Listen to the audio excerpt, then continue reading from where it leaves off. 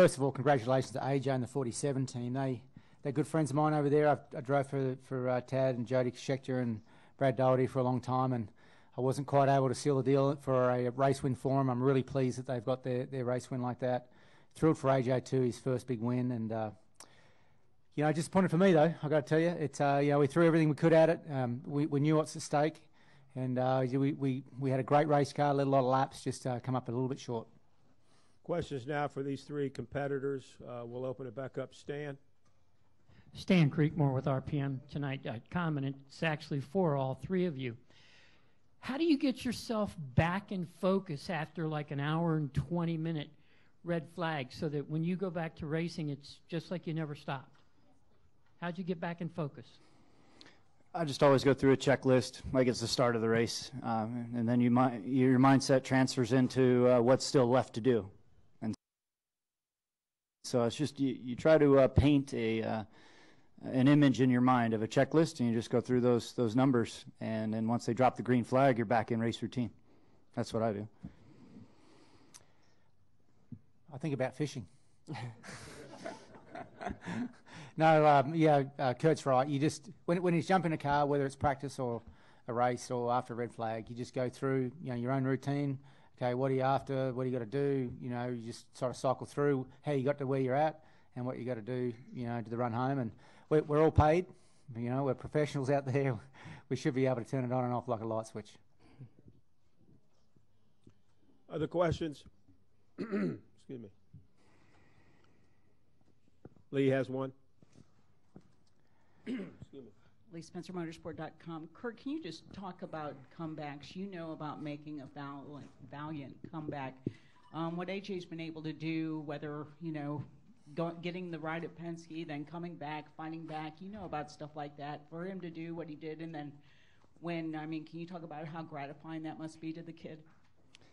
Yeah, I think to answer your question, I'll start in reverse. And he won the race today in a fashion that everyone is proud of him for doing. To beat one of the best in the world at driving these stock cars, he deserves the trophy, and he had to pull from within.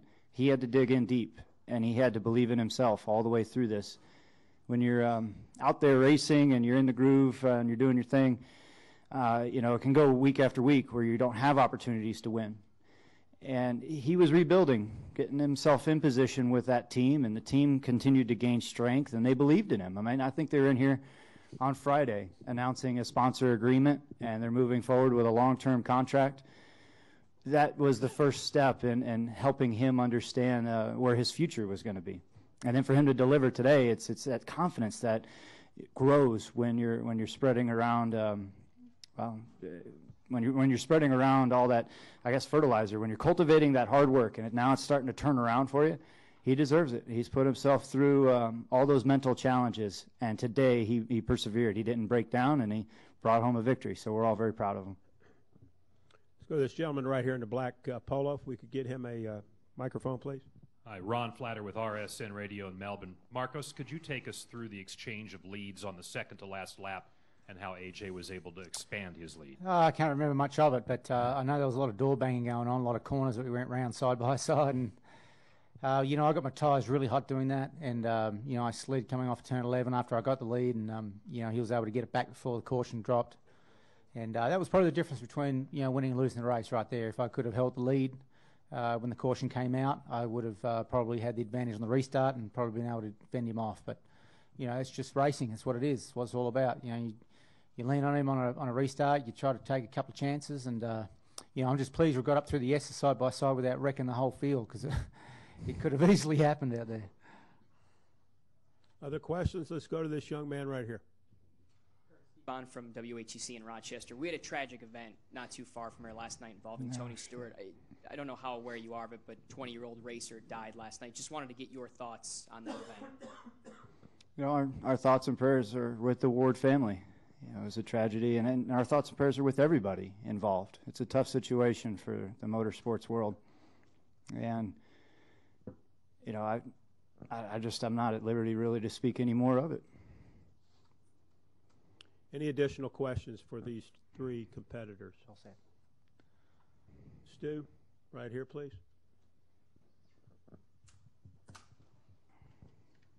Stu Hodem, NASCAR.com for Marcos and Kyle. Kyle, you expressed really well that it's coming down to the wire here. You got 4 races to go: Michigan, Bristol, Atlanta, Richmond. So if each of you could maybe talk about where you think your best shot is to get that, and are you gearing up for one more than the other?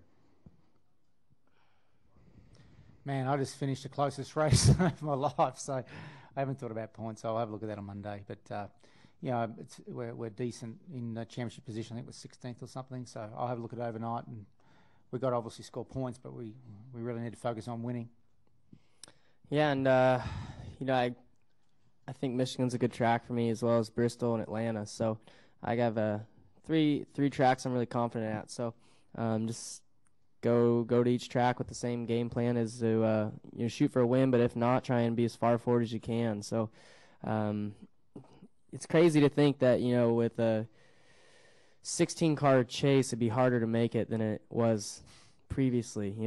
Where I'm in the top 12 right now, and I'm sweating, trying to get locked in the chase. So, but it's exciting. It's exciting for all the race teams that got to step up, and for the fans that pay attention to it. So. I think NASCAR did a good job with the change. It's made everybody step up even more. Let's go over here to the right, Ron. This is for Marcos, and maybe just a comment also from Kurt. Marcos, you were involved in a tremendous scrap with Brad here a couple of years ago, and just viewing that last lap, it looked equally as exciting. And so I want you to at least maybe talk a little bit more about that last lap, and maybe you pressuring coming out of the inner loop and getting by AJ, and then AJ making a equally good move going into turn 10. Just talk a little bit about that. Maybe Kurt, you saw that going on. Give me your reaction to that, because it was some pretty good racing. Yeah, look, I ran him really hard up through the off turn 1. I was on the outside of him and tried to run side by side with him through 2. Had to pull back in line, and I knew that I didn't have long to try to get the lead back, and he had a really bad run through the bus stop, got himself loose and out of shape, and I had a bit of a dive up the inside, thinking he was going to slide up the hill. He tried to check it. We got into each other, and I was able to slide underneath him and take the lead. But I gave him, I had to give him some room on the outside too, because I knew he was going to come back on the track there, and he landed on me getting into turn 10 or 6, whatever you want to call it there, and pushed me wide. I shook the front tyres and ran wide. That was my bad. And it's just tight racing. We're running on worn-out tyres. We're racing for a lot, and you just do whatever you can to try to get the lead and rattle the guy's cage. Not for me personally. Well, it's what we come to the track for, is to put on a good show. I love when it's when you've positioned yourself to outduel somebody at the end of a race, whether it's a short track, a road course, an intermediate track. You have those moments, but they're not as great. But super speedways, it's always a battle when there's green, white checkers, and it's what gets the juices flowing. It's what needs to be documented about the great show that was put on today. It's why I think we're near to a sellout crowd the last 3 years here at Watkins Glen. It puts on a tremendous show. That's what NASCAR is all about. Any additional questions? You have another one, Ron? One last thing for Kurt.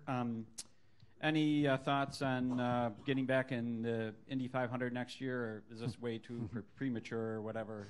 Yeah, it's a bit too early. Right now our focus is the chase and trying to keep others from punching their ticket to get in. And today Allmendinger got in. But, we won't know much news. Let's see how their season ends, how our season goes. Right now I'm focused on this 41 car to run for the championship. Would you like to do it, though? Or? Yeah, I'd like to do it. We'll see how it pans out. Okay, thanks. Final question. Stan, right there in the middle. Can we get him a mic, please? Stan Creekmore again with RPMtonight.com. And Kurt, I want to advance you. Instead of being a driver, I want you to be a teacher right now.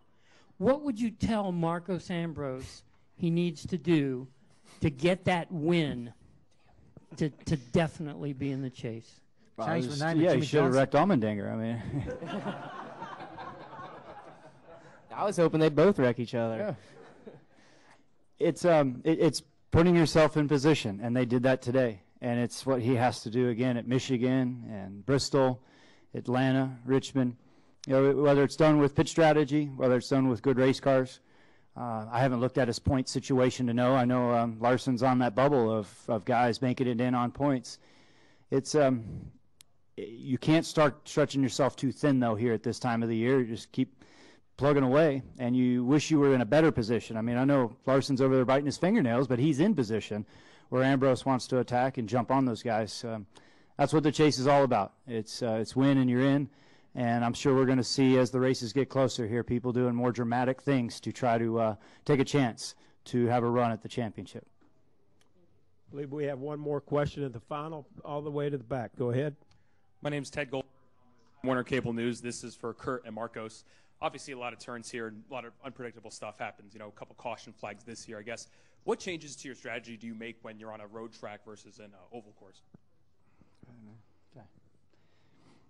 Just a road course, like ovals, has its certain points in the race where the first set of tires you run a certain way, the second set of tires, and then at the end, you know that it's your last set of tires, and it's all about track position. And it's a defensive mode, but if you have the offense, use it. Road courses, it's more of a routine. It's a checklist type feel where you're looking for your braking marker, you're hitting your shift points, and you do it lap after lap. It's just repetition. Oval tracks, you kind of go off the feel of how your car's feeling, and you dive down into the corner, and you pick up the gas in certain spots. It's not the same every lap. Road courses is a lot of mental checklists.